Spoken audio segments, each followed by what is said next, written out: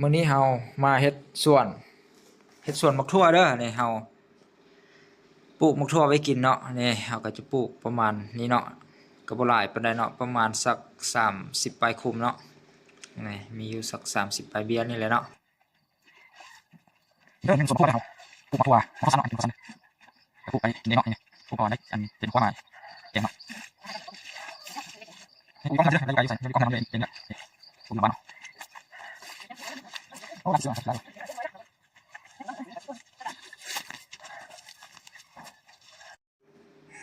เฮาก็ได้เกี่ยมหลักอันไม่เหี่ยวไม่ซอดนี่เนาะเฮาสิเกี่ยมมาเฮ็ดอันเสาหรือว่าเฮ็ดคั่งมักทั่วเนาะเฮ็ดให้อันเสียบเป็นเสาให้อันมักทั่วหันเลื้อยขึ้นเนาะก็หอบอันหลักมาจังซี่เลยเนาะ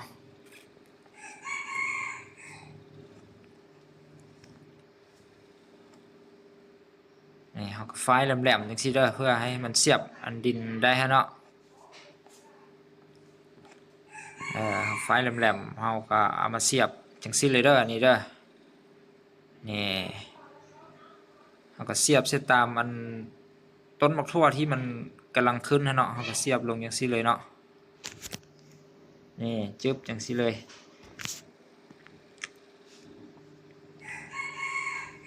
เสียบลงจังซี่เลยเด้อดินกับบ่แข็งปานใดเนาะก็เสียบได้ง่ายๆอย่างซี่เนาะถ้าว่าดินแข็งๆนี้เสียบยากอยู่ได้เนาะแต่ว่าดินนี้ก็บ่แข็งแฮงเนาะดินมันอ่อนเนาะเฮารดน้ำหลายเทื่อแล้วมันก็ซุ่มแล้วมันก็อ่อนเนาะเฮาก็มาเสียบเรียนๆไปจนหมดพุ่นแหละเนาะ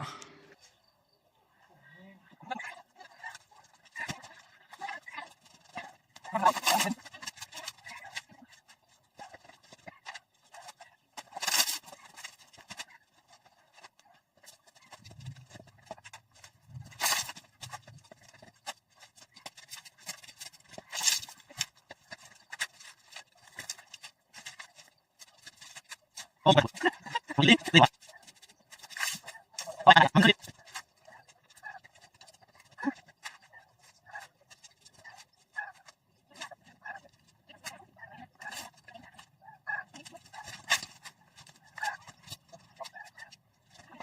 ว่ะเนี่ยโดนก่อนนะ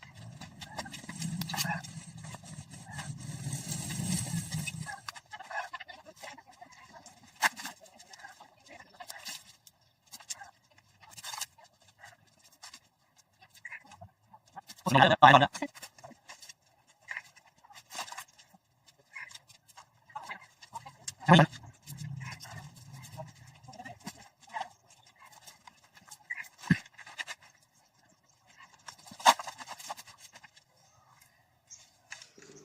เฮ็ดไปเฮ็ดมาก็เกือบแล้วเนาะนี่อย่างน้อยหนึงเนาะก็เมื่อยเติบอยู่เด้อเนาะเสียบจังซี่ก็ได้นี่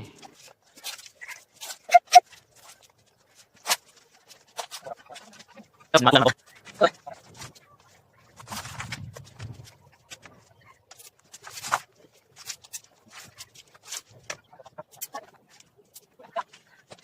เนี่ย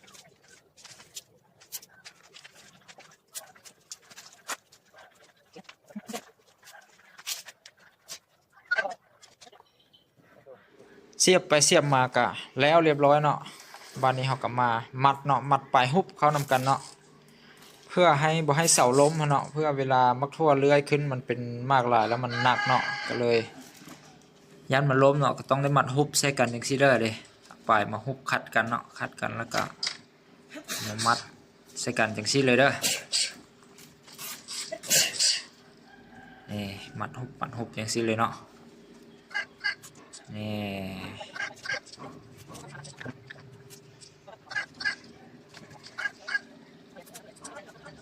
ปลูกอาทิตย์นึงเด้อขึ้นซ้ำนี้เด้อ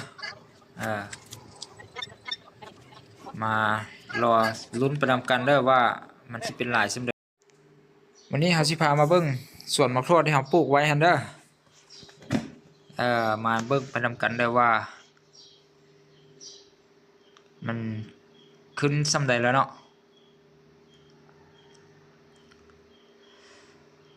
ตอนนี้ก็ผ่านไปสัก3อาทิตย์เนาะนี่3อาทิตย์สูง เพียงนี้เลยเด้อเด้เพียงหัวแล้วเนาะตอนนี้ก็เป็นตอนเช้าเด้อ8 โมงยังเนาะตอนนี้เนาะก็จะมีแสงแดดอ่อนๆเนาะนี่สีเหลื่อมๆหน่อยนึงเนาะเหลื่อมแสงแดดเนาะ3 อาทิตย์เนาะสูงส่ำนี้เนาะท่วมหัวแล้วเนาะ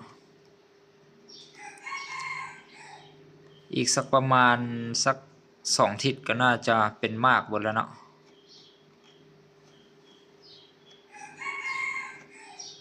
อีกอาทิตย์หนึ่งนี่ก็เป็นมากน้อยแล้วเนาะ2 อาทิตย์ก็เป็นกินแล้วเนาะประมาณนั้นเนาะนี่ขึ้นไวอยู่เด้อ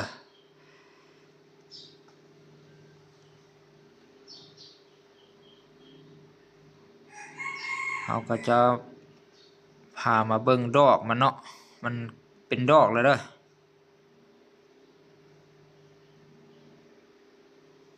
ใส่ดอกอีใส่ที่พี่มาพี่เพิ่นว่านะมาเบิ่งอยู่นี่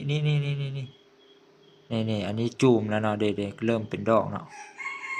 ฝั่งนี้ว่าซั่นนี่ฝั่งนี้นี่เป็นดอกแล้วเนาะเด้เนาะดอกก็จะเป็นออกเป็นสีม่วงจังซี่เนาะอีกสักประมาณทิศปลาย2 ทิศนี้เป็นมากละว่าซั่นเด้เพิ่นว่านะอีก2 ทิศนี้ได้กินแล้วแหละเนาะ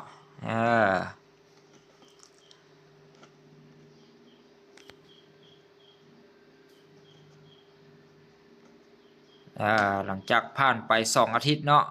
เอาไปเวียกกลับมาก็ประมาณนี้เนาะนี่ผ่านไปอีก2 อาทิตย์รวมทั้งเบิดแม่น5 อาทิตย์เด้อที่เขาปลูกเริ่มปลูกมาเนาะนี่ก็เป็นมากจังซี่แล้วเนาะนี่มากนี่ใหญ่แห้งแล้วเด้อนี่เป็นมากดกแล้วเด้อได้หลายแล้วเด้อเก็บกินนำกับบ่ทันเด้อนี่งามๆเลยเด้อมักทั่วสั้นเนาะอันนี้เขาฮ้องมักทั่วสั้นบ่ฮู้ว่าทางอื่นฮ้องมักทั่วอันใดเนาะทางเฮานี่ฮ้องมักทั่วสั้นว่าซั่นอันนี้นี่ก็เฮ็ดหลายๆเมนูอยู่เด้อเอามาคั่วเนาะมาคั่วมาหุ่มมาแกงก็ได้เนาะนี่อันนี้เป็นหลายอยู่เด้อนี่ดกขนาดเลยเนาะนี่งามเลยเด้อเด้ก็สรุปมาแล้วก็พอได้กินอยู่เนาะปลูกมักทั่วนี่เนาะนี่ปลูกไว้ตามบ้านว่าซั่นแต่ก็ได้กินอีหลีเนาะได้กินแท้เนาะนี่งามๆเลยนี่อันนี้เราจะมาลวกมานึ่งกับแจ่วก็ได้เนาะไปใส่แกงก็ได้เด้อ